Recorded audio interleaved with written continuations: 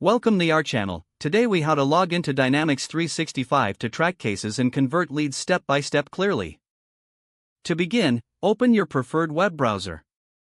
In the address bar, type in the URL for Microsoft Dynamics 365. Press the Enter key to navigate to the website. Once the page loads, look for the Sign In button, usually located in the top right corner. Click on the Sign In button. You will be directed to the Microsoft Sign-In page. Here, enter your email address associated with your Dynamics 365 account. After entering your email, click the Next button. In the next field, input your password. Make sure to double-check your password for any errors. Once you've entered your password, click the Sign In button.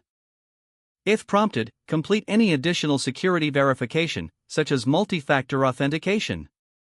After successful login, you will be directed to the Dynamics 365 dashboard. From the dashboard, locate the Customer Service option on the left sidebar. Click on Customer Service to access case tracking features. To track a specific case, navigate to the Cases section. In the Cases section, you can view all existing cases. To convert a lead, go back to the main dashboard. Find and click on the Sales option in the left sidebar. Within the Sales section, locate the Leads tab. Click on the Leads tab to view your current leads. Select the lead you wish to convert by clicking on it. In the Lead Details view, find the Convert button located at the top of the page. Click the Convert button to start the conversion process. Follow any prompts that appear to finalize the conversion. Once completed, your lead will be converted to an opportunity or account based on your choice.